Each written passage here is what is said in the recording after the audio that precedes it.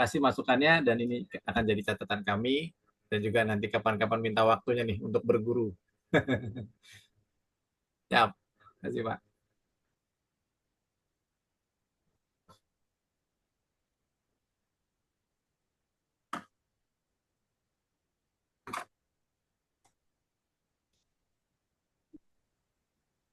Baik, terima kasih Pak Joko. Eh, Bang Adi mau mengajukan pertanyaan, Bang Adi? Karena memang kita panelis kita yang lain belum ada yang siap. Ya, sekedar gimmick aja nih, gimmick Pak Ismet. Boleh kan ya? Nah, sedap. Siap. Yang lagi Soal masanya lingkung, gini kan nih. soal lingkungan hidup, sebagai pecinta alam, saya respect ini PLTA Poso 1 atau 2 itu. Yang memperhatikan makhluk hidup yang namanya ikan. Yang punya jalur tradisional sejak zaman penciptaan mungkin. Dari Danau Poso, dia ke Teluk Poso, bolak-balik mondar-mandir. Boleh diceritain tuh Pak Ismet, Ya, gimana bikin jalan ikan di samping bendung ya, atau di samping headpond itu. Silakan. ya. Siap. Terima kasih Bang Adi. Memang alhamdulillah kami dapat challenge untuk pengembangan hydropower di sana itu ada namanya ikan sogili, Bang. Itu mirip-mirip kayak ikan salmon, tapi beda arah gitu ya. Kalau salmon dia kalau mau bertelur ke atas ya ke danau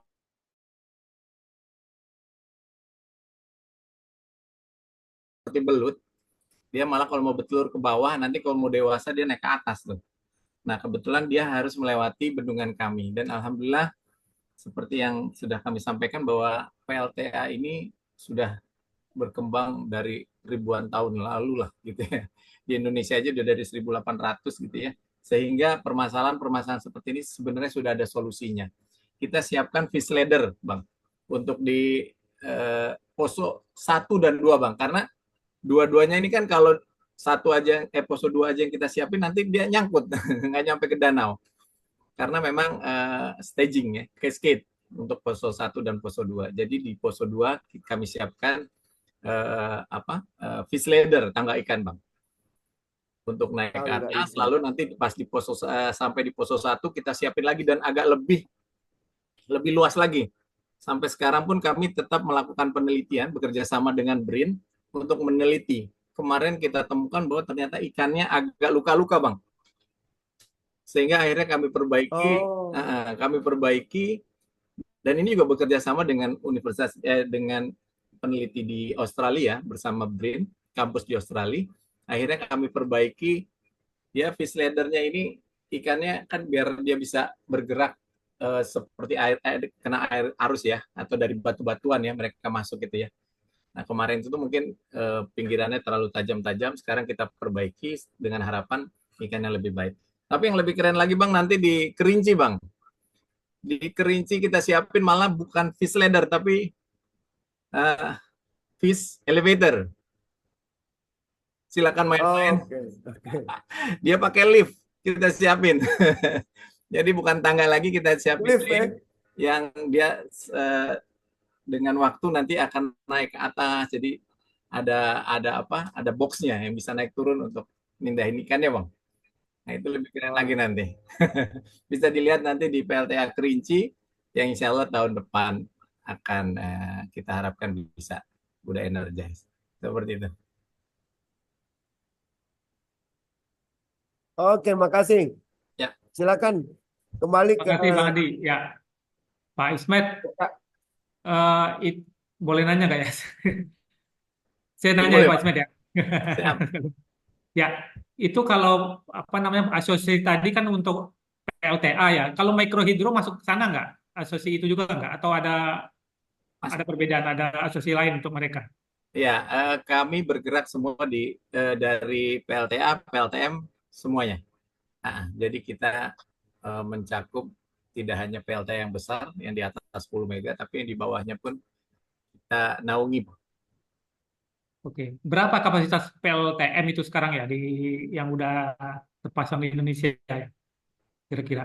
Wah, kalau PLTM Nggak ada katanya. datanya ada kayak tadi ya. Nanti saya cari. Oke.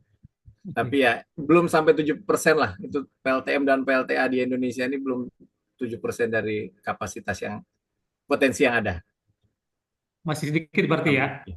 Ya. Ya, masih 7.000 Ya, giga. karena setahu saya kalau perizinan PLTM itu memang agak berbeda jalurnya. Mereka melalui Pemda kalau nggak salah ya. Iya, Apa betul seperti itu ya? Dan kenapa seperti itu gitu? Itu maksudnya. dan ya itu dia. PLTA dan PLTM sebenarnya hampir sama untuk pengurusan izinnya tuh. Itu yang membuat tambah berat. Kalau PLTA khususnya apabila dia berada di dua provinsi misalnya, sehingga dua Pemda harus dia akomodir. Nah itu memang agak lebih berat.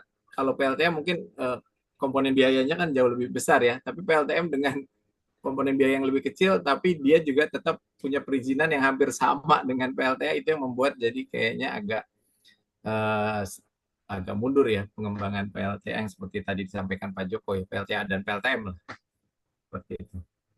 Oke. Itu sebenarnya semuanya sama kalau ya, prosedur perizinannya ya. Iya, tapi kemarin sih sudah cukup dipotong, tapi berharap bisa lebih dipersimpel lagi sehingga selain juga memang kita nunggu tender dari PLN ya. Ya, terima kasih penjelasannya Pak Ismet. Ya, siap. Baik, Bapak-bapak semua, kita akan beri sejenak untuk setelah itu kita akan masuk ke sesi ketiga yaitu pertanyaan dari para peserta. Silakan, operator.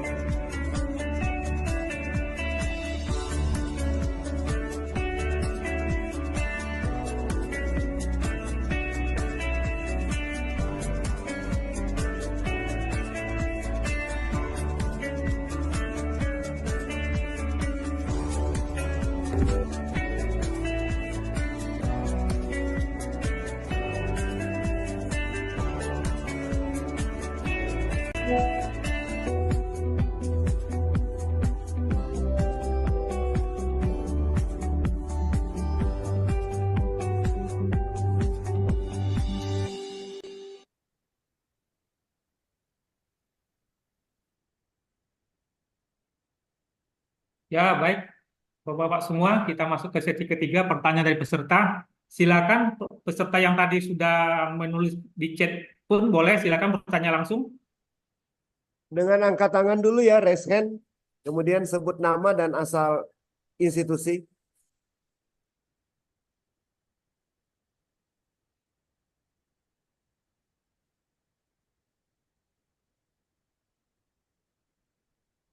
Sambil nunggu, kita baca dulu ya dari kolom chat dari yang atas.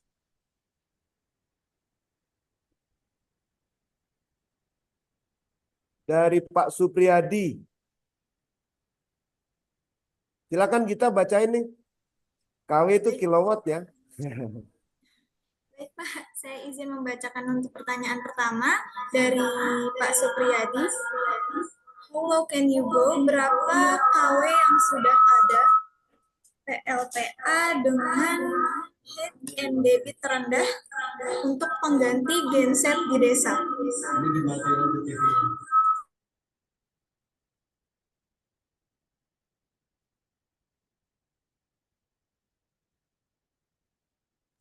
Mohon maaf, Pak, apa tadi suaranya terdengar dengan jelas? Ya, dengar dengan jelas. Ya, ya. Eh, sebenarnya kan konsepnya ya seperti tadi aja ya. Untuk pembangkit PLTA itu sebenarnya hanya dua komponen antara head sama debitnya aja, gitu ya. Dan itu bisa tinggal langsung dikalikan untuk menghasilkan berapa kapasitas dan seberapa besar potensi suatu daerah.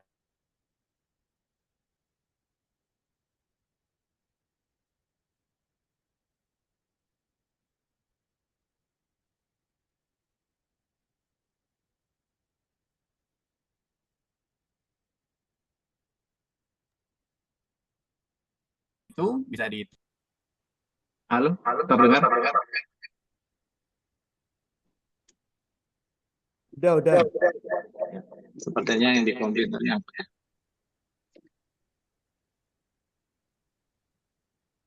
Oke. Halo. Eho, satu mic di perangkat yang satu dipadamin Pak Ismet. Ya, kalau begini gimana? Aman? Sudah jelas. Ya, seperti tadi bahwa kita tinggal lihat kebutuhan desanya seperti apa atau lokasinya dan potensi dari membangkit sungainya bisa dihitung dari debit dan headnya saja kan seperti itu. Memang terkadang kalau penggunaan hanya penggunaan sendiri mungkin itu bisa dihitung dengan baik ya. Tapi kalau untuk dijual ke PLN misalnya sekarang kayaknya kita masih untuk low head. Misalnya kayak di Kalimantan itu debit-debit besar ya, tapi headnya head rendah gitu. Nah, terkendala dengan pengembangannya tentu akan membutuhkan kapital yang jauh lebih besar. Dengan harga yang sekarang sepertinya itu jadi kurang menarik. Mungkin seperti itu yang membuat jadi PLTA dengan PLTA atau pembangkit dengan head rendah itu jadi kurang menarik. Seperti itu karena nanti bangunan airnya akan jauh lebih luas dan juga apalagi di Kalimantan ya, jenis tanahnya yang labil tentu nanti akan membuat biaya investasi akan menjadi membengkak. Mungkin itu Pak. Jadi ya bisa dihitung lah seberapa rendah head sama debitnya asal itu saling apa ya head tinggi tapi debit rendah juga nggak apa-apa, debit rendah tapi headnya tinggi juga hasilnya eh, cukup baik juga. Gitu. Baik, terima kasih Pak Ismet.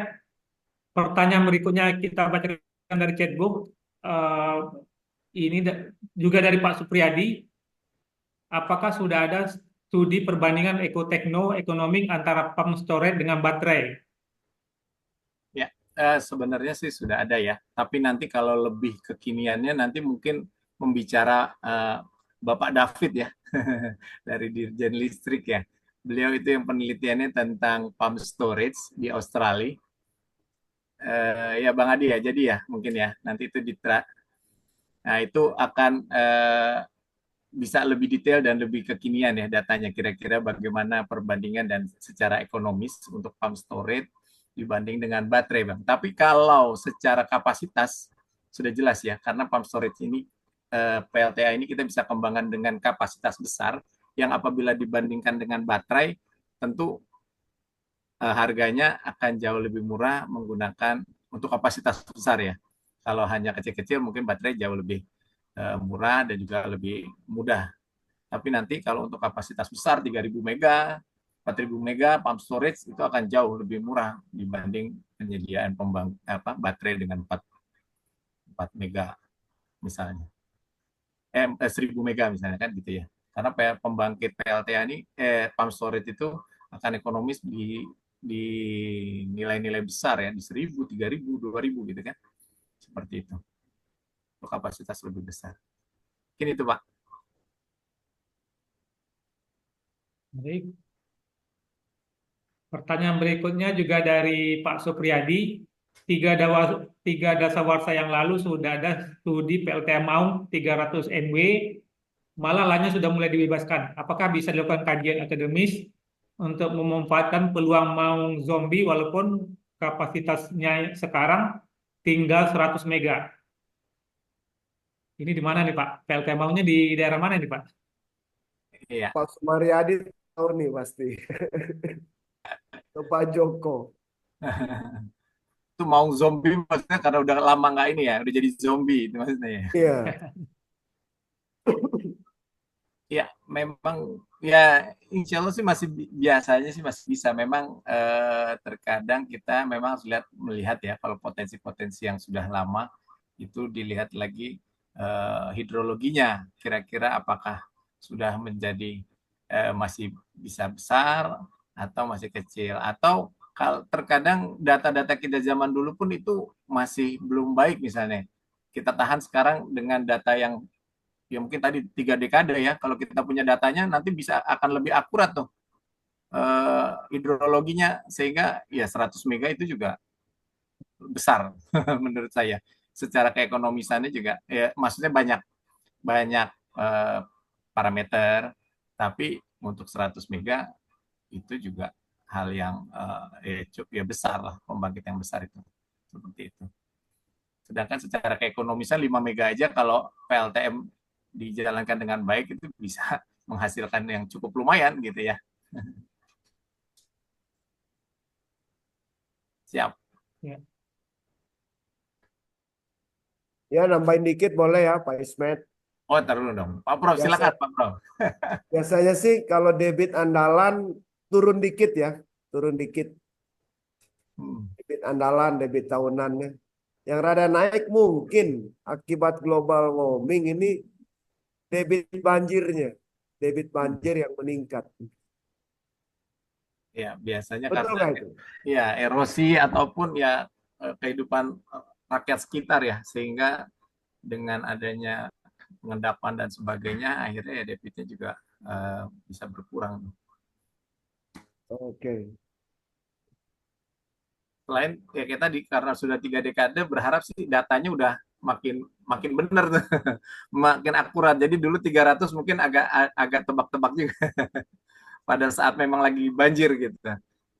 Karena memang banyak pengalaman kalau sungai-sungai di Indonesia kan data hidrologinya masih kurang ya, kecuali sungai-sungai besar. Terkadang banyak kita pengembang ataupun konsultan menggunakan data yang kurang akurat gitu. Itu seperti itu. Berikut dari Tommy Suendra. Silakan langsung aja Om Tommy. Kalau masih hadir, ditanya langsung.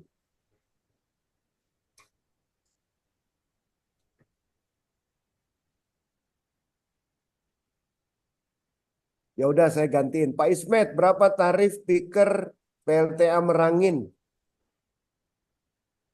Ya, Ini ya, Merangin kan piker ya, jadi ya mungkin ya. kalau nggak salah sih sekitar 10 sen lah. Karena hanya berjalan dalam waktu 5 jam ya piker ini. Kalau nggak salah ya, Oke, kalau saya belum ikut. operasionalnya nanti seperti apa setelah COD? Seperti apa ya, dia akan difungsikan dengan fungsi piker, dia akan menampung harian dengan ya dengan digunakan pada waktu malam banyaknya nanti. PPA-nya berapa tahun dengan PLN? Berapa total cost pembangunan PLTA Merangin? Ya, PLTA kita ini kita pakai tunnel ya. Ini PPA-nya BOT di 30 tahun dan nanti biaya investasi sekitar 13 triliun kalau nggak salah. Seperti itu. Berikut loan dari dalam atau luar negeri nih.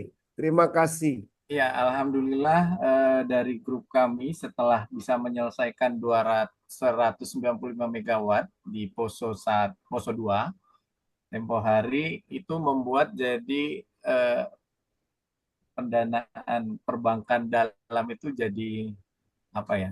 eh, eh, jadi rebutan ya. Sehingga alhamdulillah untuk beberapa proyek kami ini masih dari sindikasi perbankan lokal loh. Oke.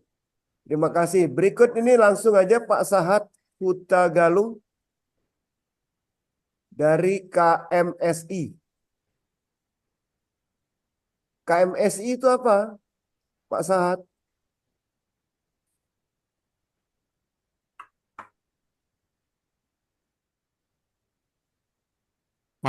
Saya masih di mute, Pak.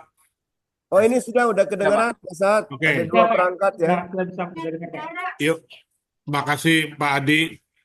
Selamat sore Pak Ismet. Saya Selamat senang sore, Pak Sahat. bisa belajar dari Pak Ismet. Dan Saya juga masih belajar, Pak. baru tahu nih tentang IHA dan INAHA, Pak. Ya, Pak. Jadi mungkin apakah pertanyaan saya masih relevan atau tidak, mungkin tapi sedikit agak berbeda nih Pak.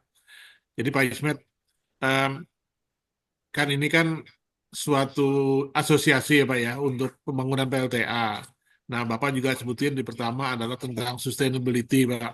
Ya. Nah, kalau kita bicara sustainability, biasanya kita merujuk kepada suatu standar untuk kebutuhan ininya Pak, maupun pelaporannya. Seperti misalnya di ISB, itu tentang IFSR, SFR Pak, dan GRI-nya Pak. Nah, jadi saya boleh tahu Pak, karena kalau kita membangun PLTA itu kan atau pembangkit itu harus merujuk kepada persyaratan-persyaratan untuk sustainability dan climate change, Pak. Nah, jadi saya pertanyaan apakah standar atau acuan daripada INA IHA ya, IHA atau INAHA ini merujuk atau selaras dengan standar IFSR tadi ataupun GRI-nya tadi, Pak. Sehingga nanti kita di dalam mengajukan anggaran atau pendanaan itu bisa disetujui oleh pihak lendernya, Pak. Itu yang pertama, Pak. Yang kedua, kan Pak Prabowo baru pulang nih, Pak, dari COP29. Katanya sih dapat duit 29,3 triliun, Pak, untuk pembangkit. Nah, jadi walaupun itu kan dari Cina, Pak, banyakan gitu, Pak. Nah, dengan adanya kalau kita memang sudah ada tadi asosiasi yang diakui oleh apa standar internasional IFS tadi, nah apakah kita bisa melakukan suatu atau mendapatkan pendanaan gitu ya, ya atau memakailah dana yang 93 triliun itu untuk membangun apa dunia hijau tadi Pak gitu.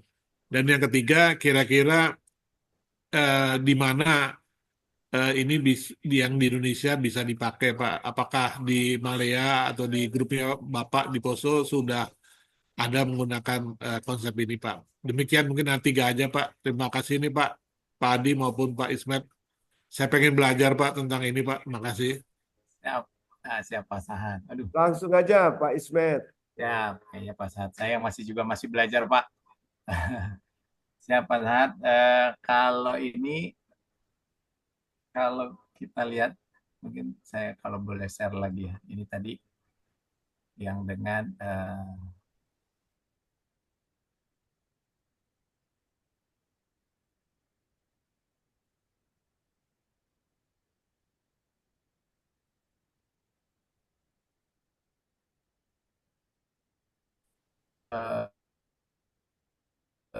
untuk kebutuhan di pengembangan pembangkit saja.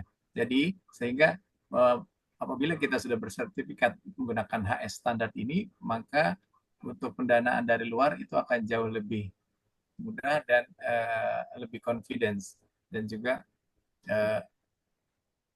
dari lendernya sendiri pun jauh akan lebih mudah karena mereka bisa melihat dari standar mereka seperti IFC Performance Standard itu bisa inline Pak. Misalnya untuk PS1 di sini ada HSS1 Pak tentang Environment and Social Assessment dan Management gitu. Lalu untuk labor di World Bank Environment Social and Standard,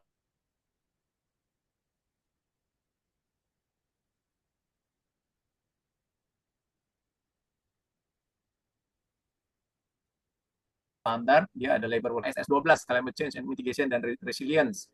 Nah, itu di ES1 dan ES6 gitu. Seperti itu Pak. Jadi insya Allah bisa.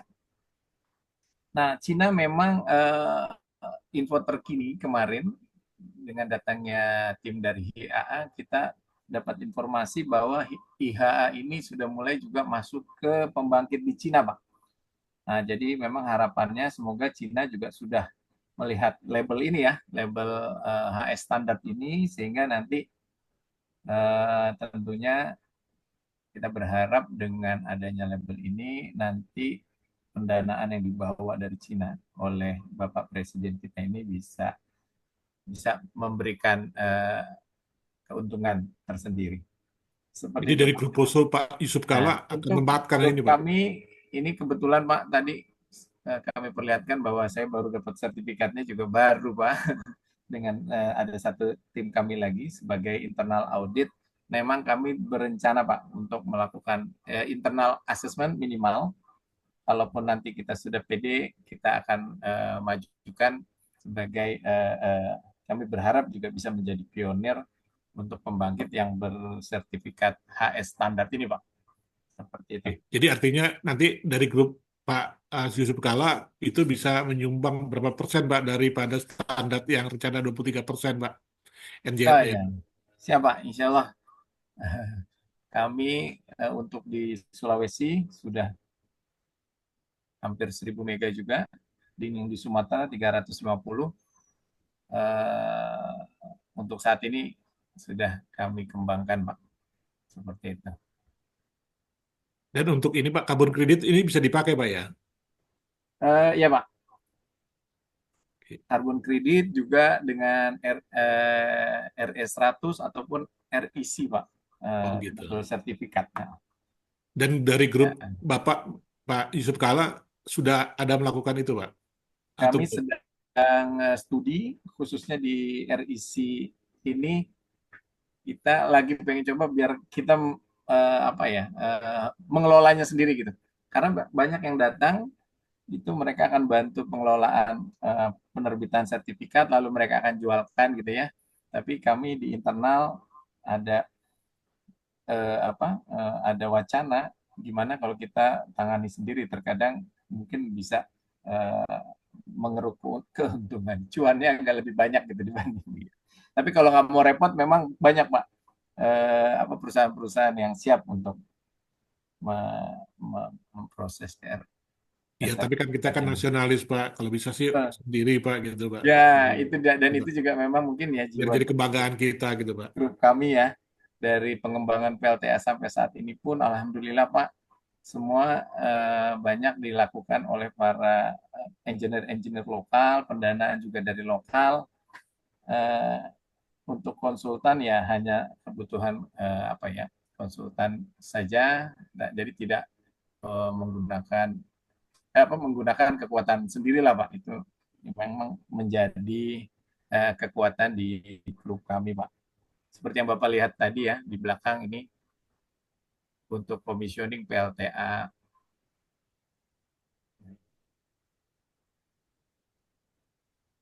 Pak Sahat, tolong nyalain kamera ya, biar kita kenal. Oh, Bapak. Ya, ini Pak Sahat. Ini teman-teman semua anak-anak muda Indonesia, dan juga yang beberapa mereka dari daerah lokal ya, yang bersama-sama kita menyelesaikan PLTA 350 megawatt. Belum selesai tapi masih baru 2 unit ya dari 4 unit yang rencananya tahun depan kita akan SLO kan. Seperti itu Pak. Terima kasih Pak Ismet dan juga Pak Adi. Semoga Sama-sama. sukses nih Pak. Amin. Hanya terutama hanya Pak. Nah ya, Saya semoga boleh ini kalau biar bisa nanti mungkin bisa gabung Pak ke sana Pak. ya boleh Pak. Kita sama-sama kita kembangkan nih potensi alam kita yang nggak bisa diekspor ya. Ya. Terutama untuk ini energi dunia hijau Pak. Kita Ya harus betul Pak. sepakat Pak supaya jangan panas begini Pak. Benar-benar. Makasih Pak Ismet ya Pak Adi. Terima kasih Pak Adi. Ya, baik Pak Asad. Berikut saya bacakan ini dari Bapak Tandi. Mohon informasi tanggapan penjelasan Pak Ismet atas pertama. Mohon gambaran lebih jelas berapa jumlah unit dan kapasitas PLTA yang sudah diakses oleh IHA di dunia dan INAHA di Indonesia. Silakan Pak Ismet. Siap. Untuk data yang sudah diakses di dunia, kita bisa lihat di homepage-nya IHA, Pak. Ya, di IHA ini www.hydropower.org. Ya. Silakan di sini kita bisa lihat nanti ada beberapa pembangkit-pembangkit di dunia yang sudah diakses. Dan kalau untuk INAHA ini kita baru belum melakukan asesmen di Indonesia, tapi IHA-nya sudah mencoba beberapa pembangkit di Indonesia, tapi ternyata sepertinya masih belum bisa tuntas sertifikasinya karena ternyata kayaknya banyak data-data dari pembangkit kita yang sudah berjalan ini datanya masih kurang dan juga masih banyak hal-hal yang belum bisa terbuka seperti penyiapan datanya. Sehingga sampai saat ini untuk di Indonesia belum. Tapi sekarang yang sedang berkontrak itu ada PLTA Mentarang, Pak, dengan IHA untuk sertifikasi. Dia pembangkit dengan 1.300 megawatt di Kalimantan Utara. Nah, dia sudah berkontrak untuk mengambil sertifikat ini, Pak. Nah, sedangkan untuk kami kami sedang baru kemarin ya, baru pelatihannya, jadi sekarang baru sedang kita diskusikan dengan manajemen untuk kita lakukan asesmen secara internal untuk di pembangkit kami. Seperti itu, Pak. Jadi kalau tepatnya untuk di IHA mungkin bisa dilihat ya Pak, saya belum Oke. yang terakhir. Siap. Bagaimana perlakuan asesmen terhadap mikrohidro? Apakah perlu atau layak diakses atau tidak? Siap. Menurut kami memang sebaiknya ya kita berharap bahwa pembangkit-pembangkit yang dibangun ini tidak hanya sesaat-sesaat ya, apalagi dengan data. Tapi memang untuk saat ini sertifikasi dengan IHA tentu biayanya cukup lumayan, ya, lumayan mahal. Sehingga untuk PLTM ini sedang kami coba di IHA kita pakai protokol ini untuk ke PLTM dengan harga lokal yang terjangkau lah biayanya. Sehingga memang kita berharap apabila sudah bersertifikat ini mungkin para pengembang kita juga bisa mencari pendanaan dari luar ya, yang mungkin juga banyak sekarang lagi tren untuk mencari pengembangan renewable energy, khususnya green energy di hydro. Seperti itu, Bang.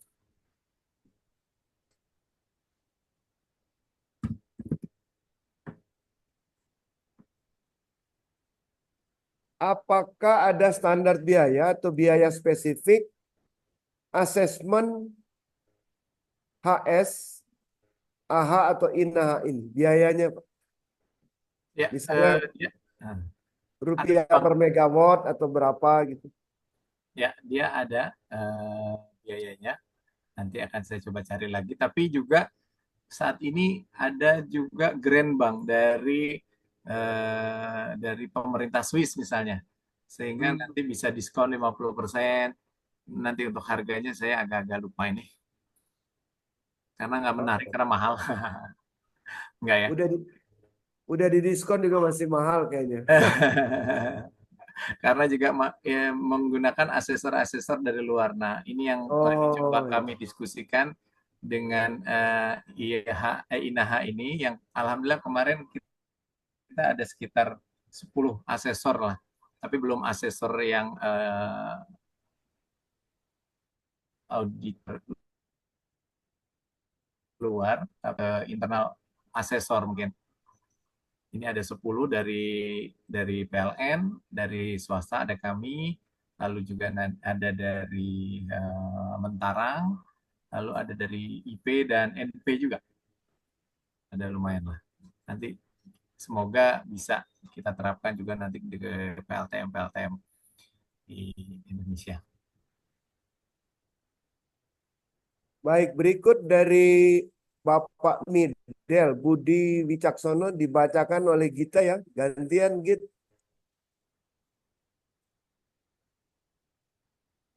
Halo.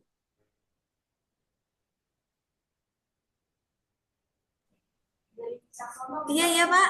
Iya, iya, Pak. Apa suara saya terdengar dengan jelas? Oh, banyak noise di sana. Lagi sibuk ngantor. Baik, mohon izin bertanya Pak Ismet, apakah desain trafo untuk PLTA mempertimbangkan menggunakan minyak trafo yang ramah lingkungan dan non B3 seperti synthetic ester biodegradable oil? Ya, ya, untuk itu kayaknya sih kami saat ini belum ya, karena juga diregulasi masih belum. Tapi saya rasa kalau itu menjadi concern juga sangat baik ya. Tapi untuk di kami sepertinya kami belum, Bang. Masih penggunaan yang standar. Berikut ada tambahan info dari Pak Joko, saya bacakan ya. Ya. Ada regulasi BKPM untuk daya sampai dengan 10 megawatt. Mayoritas kepemilikan harus lokal. Sedangkan di atas 10 megawatt tidak menjadi negatif list kepemilikan asing. Apakah ketentuan tersebut masih berlaku? Oh, ujungnya pertanyaan tambahan nih Pak Ismet. Kepemilikan lokal ya. Yang untuk di atas 10 megawatt. Ya. Negatif list pemilikan asing. Iya, kayaknya masih Pak ya. Tapi saya coba nanti cari lagi. Kemarin tender terakhir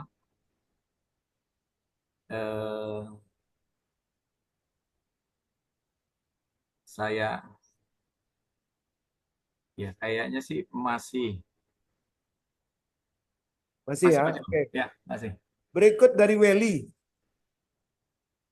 Elektro 87. Boleh tahu standar IHA kiblatnya kemana? Wah, ini pertanyaan susah-susah gampang nih. Nanya kiblat.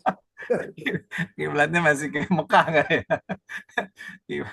Kiblatnya kemana ya? Ya kayak IHA. tadi ya Bang, tapi minimal dia akan inline lah dengan World Bank dan juga FC lah ya. Oke. Tapi kalau diarah kemananya kayaknya kiblat apa ya saya juga. Mungkin ada yang bertanya kayaknya lebih paham nih. Maksudnya pilihan kiblatnya mana aja ya Bang? Silakan Eropa gitu ya atau Amerika? Iya. Welly Kayaknya kalau masih Eropa. hadir silakan. Perjelas pertanyaannya. Masih banyak ini. Izin bertanya, kembali ke pendanaan yang berasal dari perbankan lokal. Apakah pendanaan tersebut termasuk ke dalam pendanaan hijau dari bank yang terlibat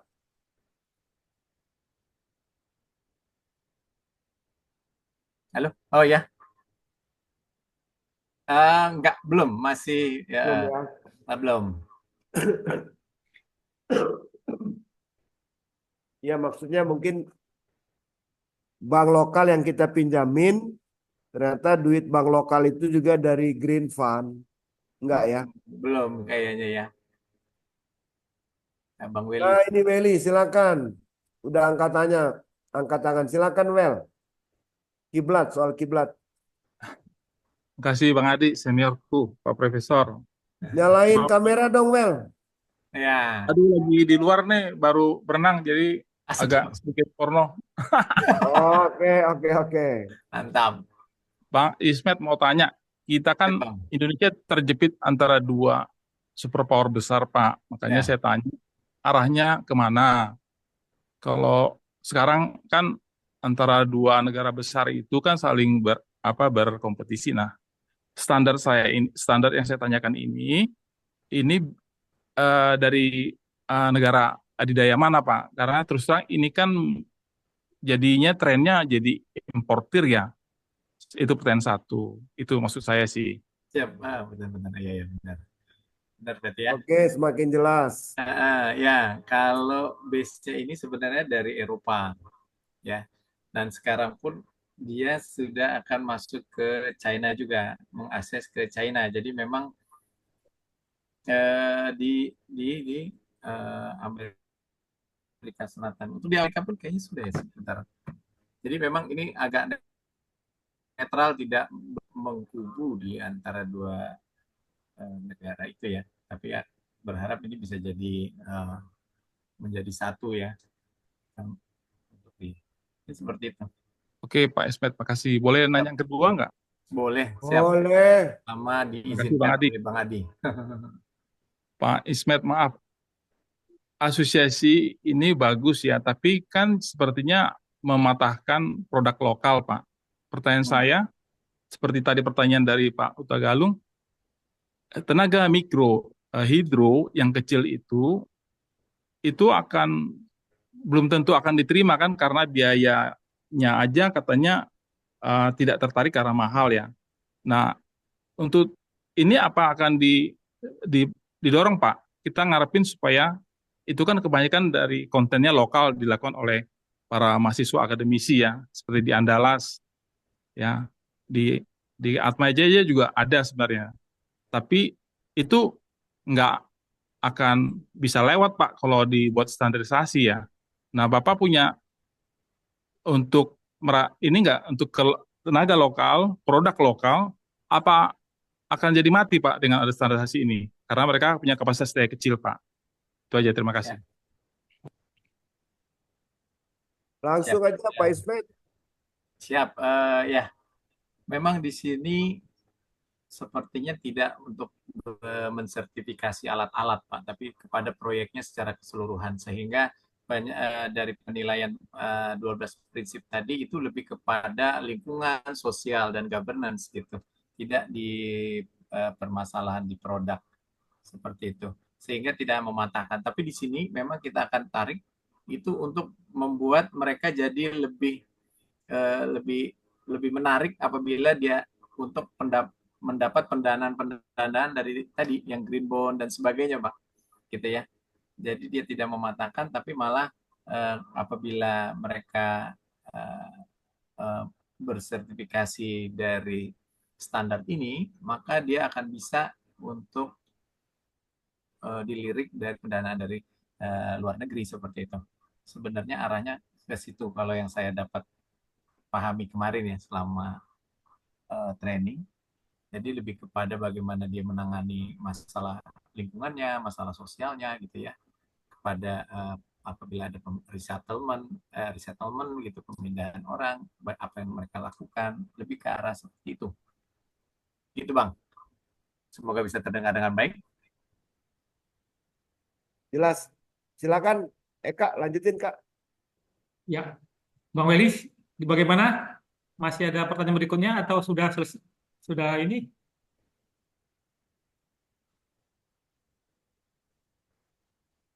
Oke, baik.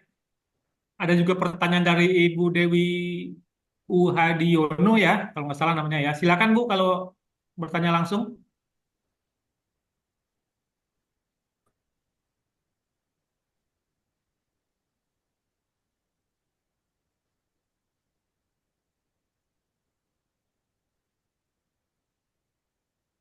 Udah nggak ada orangnya, bacain aja. Oh, nggak ada ya? Tadi barusan ada sih. Oh iya, hilang ya. Nah, ada, masih ada ini Bu Dewi. Silakan Bu Dewi.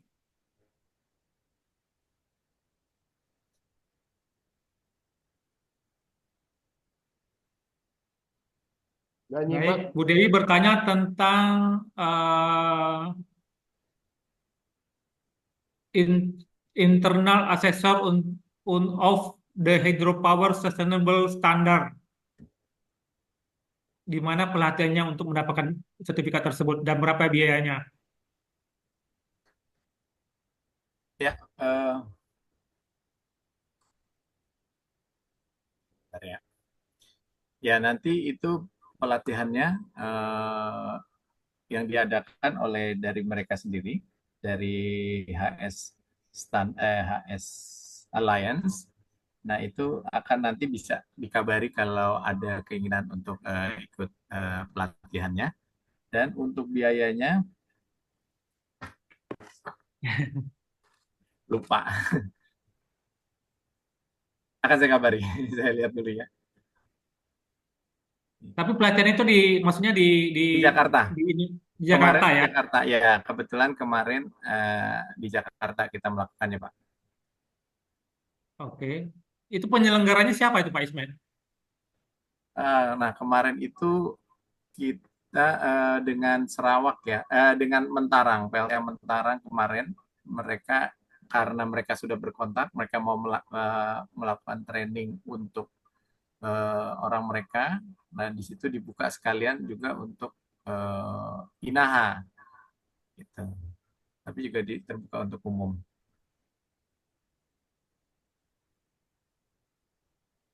Jadi penyelenggaranya bukan dari misalnya dari asosiasi atau dari PLN bukan ya? Bukan dari PLN kan. Oh, gitu. Nanti kalau memang ada yang tertarik bisa daftar, nanti ya mungkin kita juga bisa akan lakukan itu dengan kerjasama dengan IHA lagi ya, seperti itu. Oke, baik. Ya.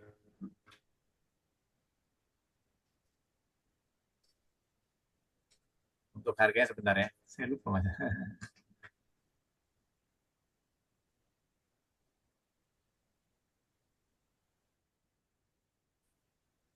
Ya, silakan lanjut dulu. Mungkin ada pertanyaan lain.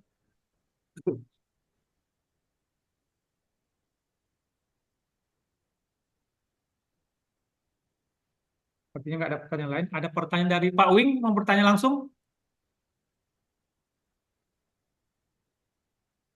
Atau saya bacakan saja?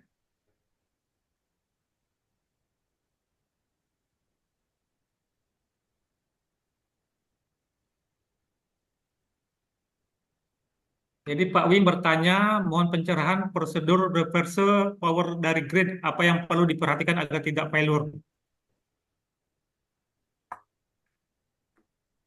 Bagaimana Bang? Maaf, putus-putus. Pak Wing menanyakan mengenai prosedur reverse power dari grid, apa yang perlu diperhatikan agar tidak failure.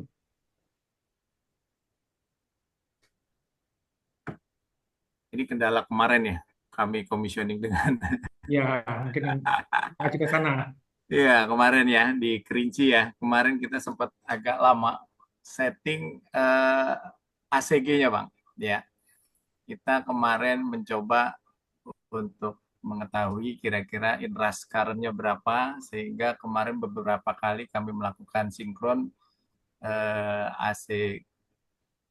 ACG-nya selalu turun, dan itu dengan bantuan Bang Agung Firmansyah kemarin disimulasikan oleh beliau, karena beliau juga sudah biasa menghitung, sehingga settingan kami agak perlu ditinggikan. Kami mau merubah takutnya terlalu tinggi nanti bisa merusak alat, sehingga kami butuh advice dari ahlinya, dan alhamdulillah kemarin settingannya interestnya jauh lebih tepat dan berhasil untuk bisa sinkron, Bang. Kemarin sih itu ya. Kemarin hanya tapi kalau dari sinkron dengan jaringan ya tentu dengan tegangan dan frekuensi yang eh, ya perlu jadi perhatian ya. Siap, Bang. Itu kemarin permasalahannya. Pak Ismail, apakah kejadian failure seperti itu sering terjadi, Pak? Kalau kita apa namanya, terutama di PLTA yang baru ya. Ya. Dan penyebabnya apa biasanya itu, Pak? Ada banyak juga terkadang karena ya itulah gunanya ya commissioning ya. Terkadang kita eh, salah terminasi ya, terbalik gitu. Apabila penomoran nggak baik atau pelaksanaannya nggak baik gitu ya, terminasi atau terbalik, CT-nya dan sebagainya, sehingga pada saat pembacaan dia jadi negatif ataupun salah. Kemarin sih pengalaman seperti itu awal-awal ya, lebih banyak kepada kesalahan terminasi seperti itu.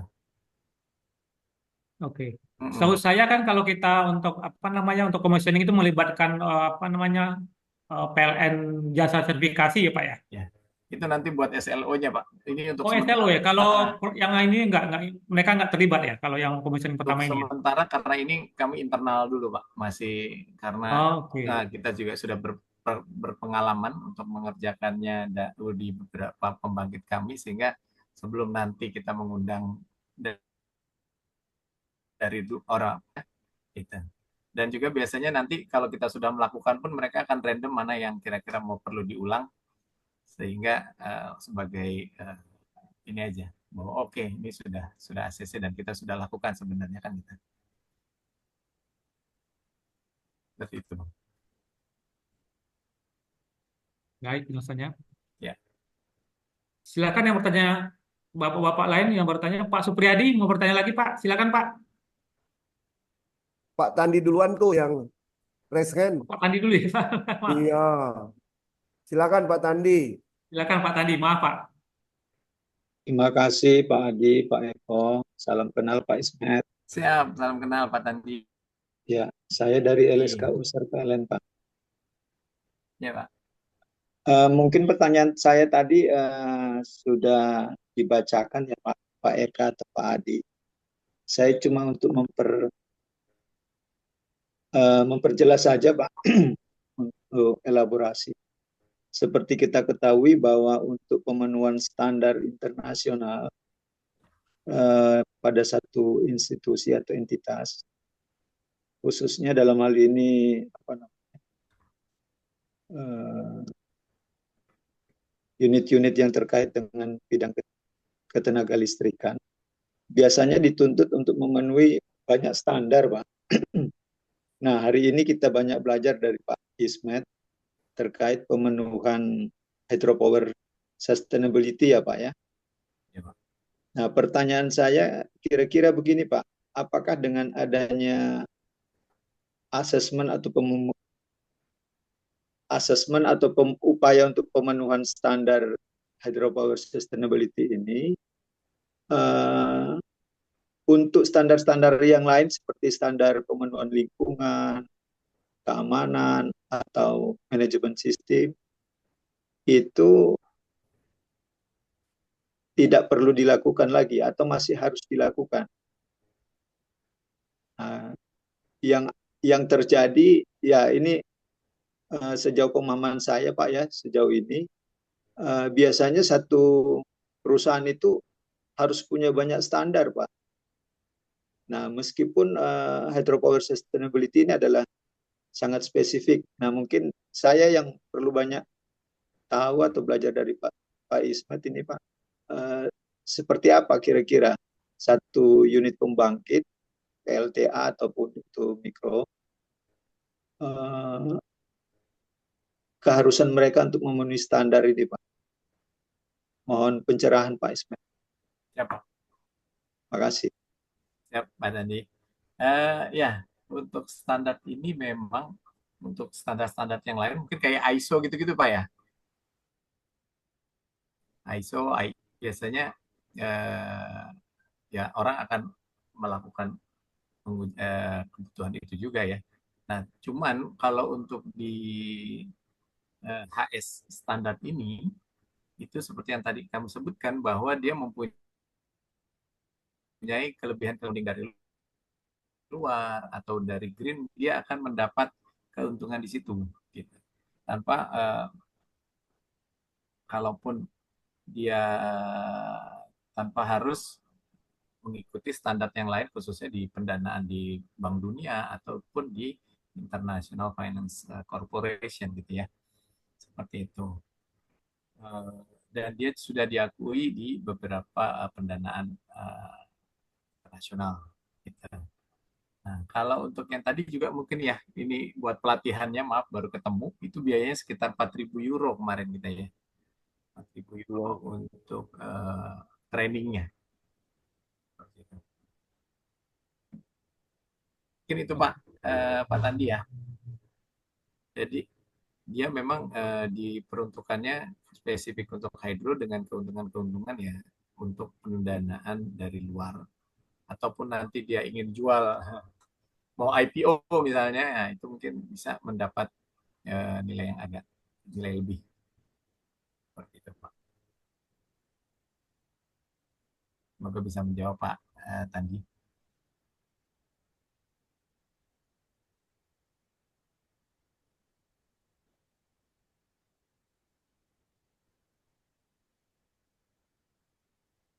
Halo Pak Tandi, silakan Pak.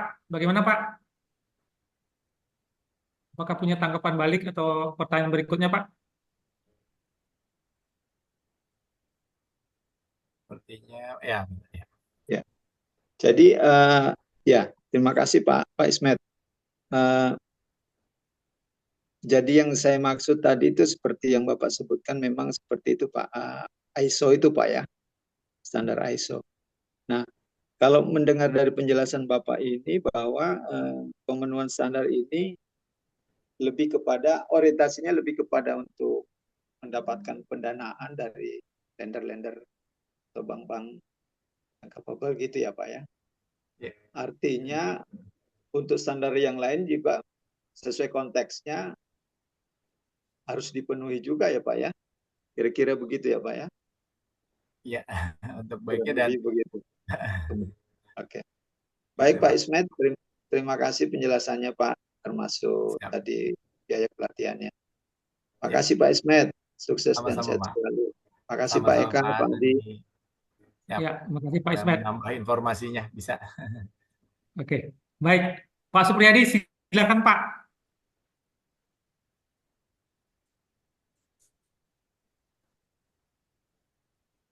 Nyalain kamera Pak Supriyadi. Halo Pak Supriyadi, silakan nyalakan dulu kameranya Pak. Tapi mic, oh udah bisa. Ya.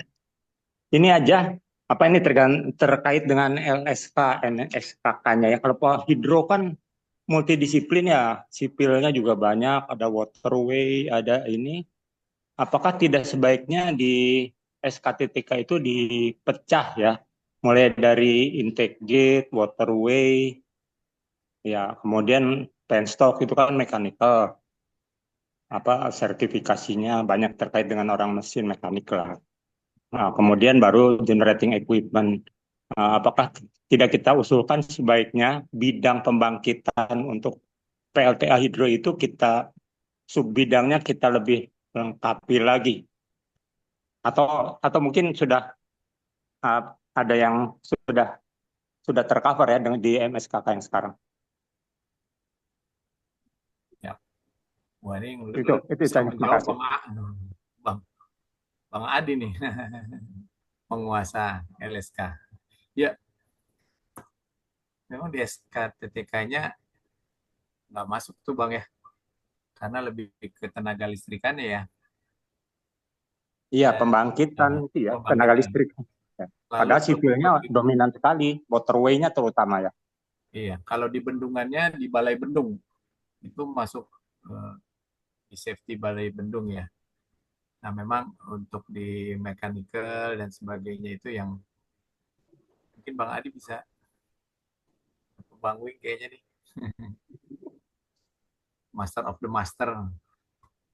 Kita masih asesor muda.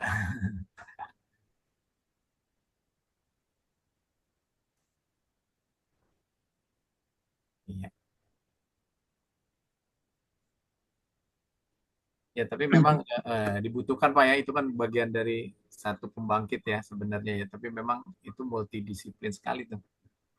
Ya, dan kritikal sekali sebetulnya di ya ada bendungan hampir sudah tidak mungkin lagi, susah ya.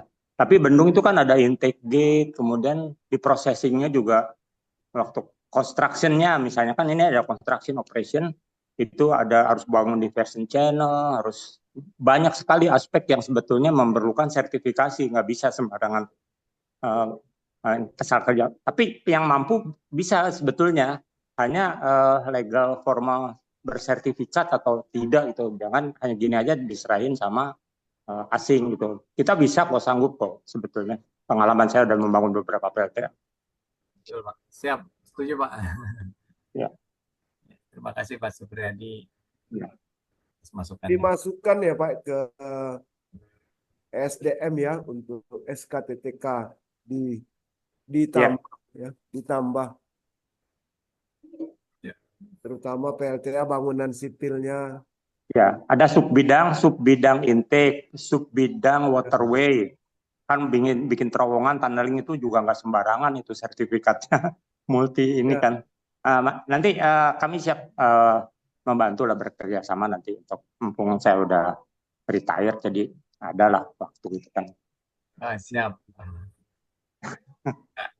Mantap Bang Adi nih, ketuanya. Nah, disampaikan nanti Pak biasa kan dibuat forum diskusi antar asesor ya untuk LSK Ya. disampaikan ke SDM Dirjen Ketenaga Listrikan. Iya, ayo nanti kalau UI yang maju kan sesuatu banget lah gitu kan. saya sekarang di UI ngajar tapi di ekonomi bisnis sudah pindah jalur. Oh, udah FEB ya. Iya. Oke. Baik Pak, kalau tidak ada lagi ke Pak Budi Setianto. Silakan. Tolong nyalakan kamera ya.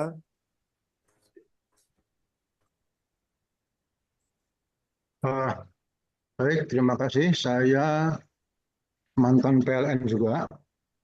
Wah. Kebetulan juga jadi stafnya Pak Ismet di Inaha. Waduh, ini nggak nih Dewa, bukan staf. Saya koordinatornya aja, Pak Budi juga termasuk nih, Dewan Pakar di Inaha. Guru besar kita nih. Ya, memberi masukan aja. Jadi bagus sekali Pak Ismet, saya ikut bahagia bahwa ini peluncuran dalam tanda petik Inaha dengan protokolnya itu. Ya, saya ingin memberi insight sedikit aja ya. Betul Pak, jadi protokol standar ini memang lebih mirip ke dekat-dekat ke ISO Pak.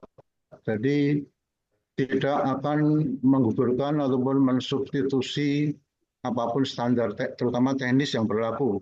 Apalagi yang mandatori hukum seperti lingkungan itu tetap nggak akan disentuh ya.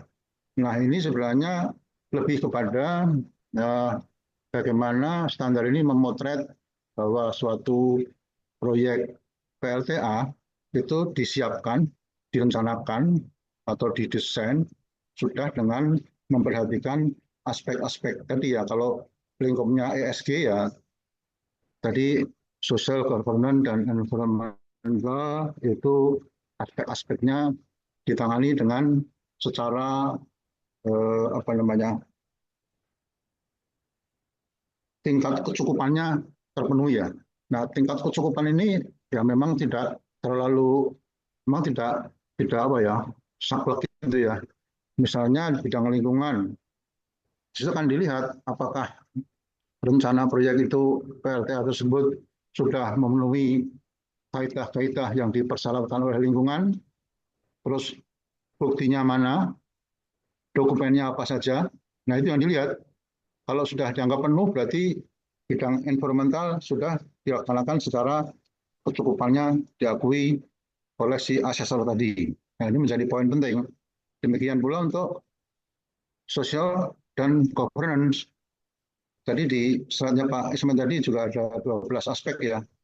Nah itulah yang dilihat oleh para asesor-asesor tadi. Nah kalau tingkat kecukupan tadi terpenuhi semua ya, jadi bisa mendapatkan poin yang tinggi dan akhirnya certified-nya bisa mencapai gold. Ya, kalau tadi kan ada 3 ya, sekedar certified, terus yang silver dan yang gold.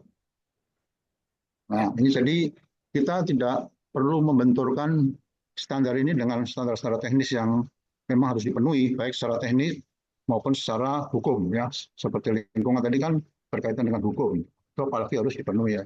Namun yang dilihat oleh standar ini adalah bagaimana proyek itu dikelola, dipersiapkan, direncanakan, didesain sesuai dengan kaidah-kaidah yang memang disyaratkan di dalam desain teknis maupun desain yang terkait dengan aspek-aspek sosial, governance dan juga terutama mandatori ya, hukum seperti lingkungan tadi ya.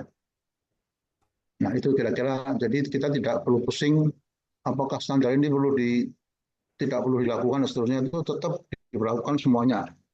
Standar ini tidak akan mereduksi atau mengintervensi apapun proses perencanaan pembangunan PLT tersebut. Dia hanya memotret kalau ada bolong-bolong ya berarti mengurangi nilai poin tersebut ya. Misalnya yang cukup kritis itu adalah pada saat larap ya, pembebasan tanah dan pemindahan penduduk. Nah ini biasanya banyak persoalan di situ. Nah asesor juga akan melihat apakah pembebasan tanah dan pemindahan penduduk itu sudah dilakukan dengan catatan sesuai standar mana ya, tidak mengurangi katakanlah teorinya kan mutu tingkat kehidupan dari sebelum dan sesudah pindah dan seterusnya ya, sesuai dengan persyaratan larap lah. Nah itu tetap harus dijalankan, sementara protokol standar ini hanya memotret apakah itu sudah dianggap mencapai tingkat kecukupan yang bisa poinnya tadi tinggi, rendah, dan sedang gitu ya. Nah itu kira-kira seperti itu Pak. Nah ya jadi kita kenapa orang capek-capek atau proyeknya Pak Ismet atau siapa nanti capek-capek dengan biaya yang cukup tinggi itu mau membayar paket ini untuk mendapatkan sesuatu tadi, ya tentunya pertama adalah untuk citra ya, citra perusahaan bahwa ini sudah direncanakan sesuai dengan kaidah-kaidah yang sustain gitu ya. Yang kedua, tadi poin penting adalah bagaimana potret ini bisa membuka pintu ke akses sumber-sumber pendanaan secara internasional ya, karena di situ kan dipublish ya. Kalau hanya diakses terus nggak dipublish ya cuma buat kita sendiri, tapi kalau dipublish harganya juga beda. Nah, dipublish bisa diakses oleh umum dan kita bisa menyodorkan posisi kita tersebut untuk masuk ke sumber-sumber pendanaan dengan katakanlah green bond atau apa namanya ya, dana-dana hijau dan seterusnya, itu bisa masuk. Nah, itu kira-kira Pak gambaran dari standar ini. Ini sedikit lagi, sebetulnya masuknya IHA dengan protokol ini diawali dengan kerjasama dengan Bappenas sebenarnya. Kebetulan waktu itu sebelumnya saya juga ikut membantu Bappenas, sekarang sudah pensiun ya, sudah pensiun dari PLN, pensiun dari Bappenas juga gitu. Walaupun hanya tenaga bantu aja. Itu betul tadi kata Pak Ismet, ada fund dari lembaga ekonominya Swiss, kemudian bersama dengan Bappenas untuk melaksanakan mengintroduce produk protokol standar IHA ini ke Indonesia. Gitu. Demikian input saya, mohon maaf kalau ada kata-kata yang kurang, mohon maaf Pak Ismet, saya nyusul loh Pak, menyampaikan input ini. Terima kasih Pak. Assalamualaikum. Waalaikumsalam. Waduh, ini Pak sedikit Ismet. info lagi nih Bang Adi, Pak Ismet. Budi Setianto ini termasuk bersama Pak Nasri Sembayang dulu nih, pendiri INAHA ya Pak ya. Bersama Pak Sofyan. Ikut-ikutan aja Pak. Ya, jadi Ismet. memang ya pendirinya juga Pak Bang Adi. Siap. Pak Ismet, saya yang tadi bertanya tentang asesor untuk internal asesor yang tadi itu yang Bapak akan kirim kemudian infonya. Iya kebetulan betul, Bu ya Dewi. saya Jadi saya sekitar Dewi. 4.000 euro ya. Ya, 4.000 euro mahal banget ya. Jadi jadi ini Pak Ismet, selain itu saya juga di Inaha juga Pak, Ketua Siap. Bidang Lingkungan. Nama Oh saya iya kan Bu Dewi Dewi, siap. Stiani, Dewi Stiani Pak. Cuma itu nama saya di sini Dewi Uhadiono, ayah saya Uhadiono. Jadi saya tapi di SK Inaha saya jadi Dewi Stiani. Oh, Nah, ya namanya berubah Dewi bentuk ya Stiani. Pak. Ya, Dewi Stiani sebetulnya Pak. Ini Wah, terkait dengan standar yang tadi Pak Budi juga sebutkan tentang larap dan lain sebagainya. Memang larap itu sangat urgent sekali ya Pak ya di apa namanya di wah, pembangkit-pembangkit kita banyak yang kesulitan untuk menyelesaikan larap. Nah, yang saya menjadi pertanyaan itu tentang HS standar tadi itu Pak. Yang kemarin-kemarin yang saya kerjakan, yang kami kerjakan itu biasanya mengacu ke World Bank. Terus kemudian IFC itu juga kita pernah mengerjakan itu ya.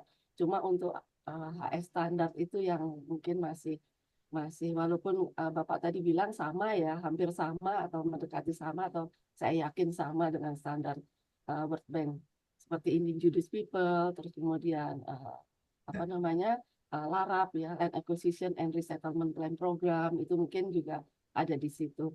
Nah, dipakai. kalau seandainya dari HS standar sudah di-approve dengan asesor, apakah automatically World Bank juga akan approve karena dianggap hampir sama atau bagaimana Pak?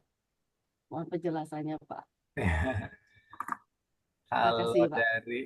kalau dari klaim mereka sih begitu Bu. Memang kami juga belum nyoba ya, Ya. belum bersertifikat juga, belum mencoba memajukannya. Tapi kalau klaim dari mereka sih seperti itu ya, karena sudah menggunakan standar yang sama juga, sehingga itu juga bisa diakui oleh mereka lah gitu ya. Itu sih seperti itu klaim dari mereka ya. Oh, Nanti kita coba cari lagi infonya dari World Bank dan IFC-nya sendiri tuh ya. iya. Yang dari ini Pak, yang IC ya, yang dari IC. Iya. Ya, terima kasih Pak. Kebetulan saya juga menjadi asesor sama dengan Bapak di apa namanya di LSK. PLN user, Oh, LSK PLN user oh untuk siap bidang siap. pembangkitan dan untuk bidang lingkungan hidup. Nanti kita ngopi-ngopi lagi di ruang Iya, inahanya Bu ya. iya, iya Pak. Terima kasih Pak. Siap. Siap, gitu Bang Adi. Baik, kita sudah mau tutup aja ya, udah mau jam 6 ini. Kita masuk bagian penutup dengan pernyataan penutup dari para panelis yang masih hadir, juga dari pembina Bang Jarman bila masih hadir, dan terakhir dari narasumber kita Pak Ismet. Kami panggil Pak Sumaryadi bila masih monitor, atau Pak Joko Abu Manan.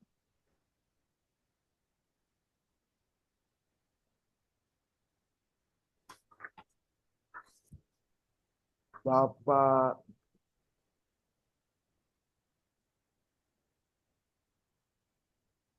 Jarman. Wah, semua sudah keluar dari ruangan Zoom ini. Langsung aja pernyataan penutup dari narasumber Siap, Bapak Ismet Rahmat Kartono. siap. Baik. Ya, itu dia sedikit sharing tentang HS standar yang semoga sih bisa kita terapkan di pembangkit PLTA yang ada di Indonesia sehingga kita ada banyak kelebihan-kelebihan yang mungkin bisa dimanfaatkan nantinya untuk pengembangan hydropower berikutnya gitu ya. Dan tentunya juga kami dari INAHA mengajak para stakeholder bersama-sama mari kita bersama-sama mengembangkan dan mencoba mencari solusi agar pengembangan PLTA di Indonesia ini bisa lebih maju dengan potensi yang sekarang masih baru 7% dari potensi yang ada bisa kita kembangkan karena ke depannya dalam rangka pengembangan dalam rangka pemenuhan net zero emission di 2060 nantinya, tentu seperti yang dikatakan oleh Pak Joko bahwa PLTA ini menjadi sokoguru gitu ya, menjadi energi utamanya. Semoga ini juga tidak hanya sebagai fungsi konvensionalnya sebagai penjaga beban, tapi juga nanti bisa menjadi penjaga kestabilan sistem untuk pembangkit renewable yang intermittent, baik solar ataupun angin. Seperti itu. Jadi mari kita sama-sama, semoga dengan INAHA dan juga para pengembang lainnya dan juga stakeholders seluruhnya sama-sama kita bahu-membahu, karena kita ini dibutuhkan kerja yang tidak seperti biasanya, tidak bekerja tidak as usual nih, karena kebutuhan untuk mencapai target 2060 menjadi net zero emission ini dibutuhkan effort yang luar biasa, bahu-membahu dengan pengembang, masyarakat, community, atau juga dengan pemerintah dan juga manufaktur dari industri. Mungkin itu dari saya. Terima kasih. Mohon maaf apabila banyak kesalahan.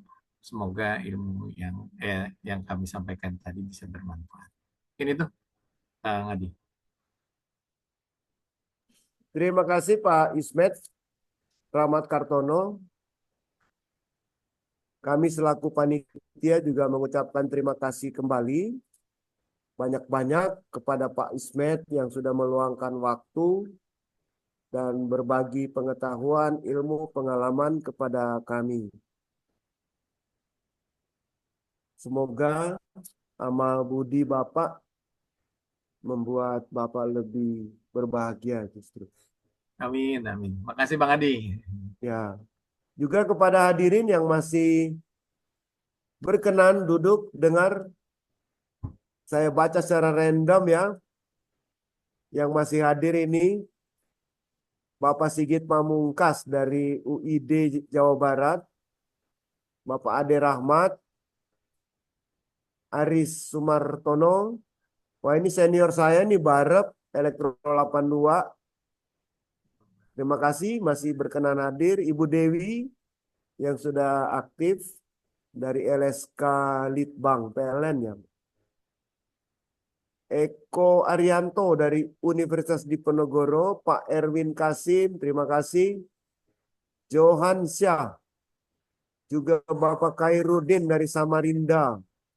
Dari Sumatera Selatan, Ibu Lydia Sari, bekerja di Dinas SDM Provinsi. Wah, ini Nicholas Johansa, saya tahu di Papua. Jadi kita dari seluruh Indonesia, hampir semua pulau ada masih hadir. Terima kasih ya. Dari PLN, Bapak Ibnu, Bapak Andri Febrianto, juga PLN Indonesia Power. Supriyadi, terima kasih. Sudah aktif juga. Bapak Tandi, Weli, Bapak Waluyo. Terima kasih untuk semua yang sudah hadir. Minggu depan kita akan jumpa lagi dalam topik yang belum tertentu dalam konfirmasi, namun narasumbernya sudah fix, sudah pasti. Profesor Dr. Insinyur Iwa Garniwa, Magister Teknik, Guru Besar Universitas Indonesia, yang sekarang sedang menjabat Rektor Institut Teknologi PLN. Akhirnya mari kita dengarkan lagu penutup Padamu Negeri.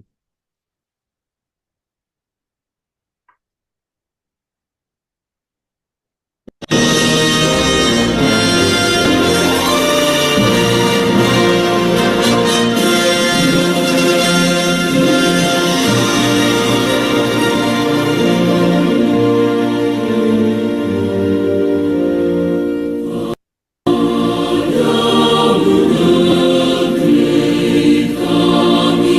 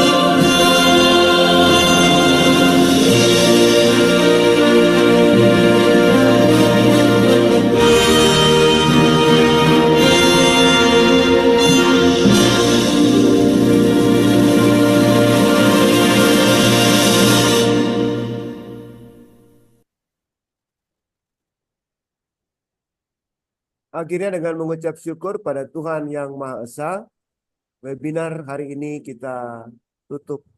Terima kasih untuk semuanya. Bila masih ingin silaturahmi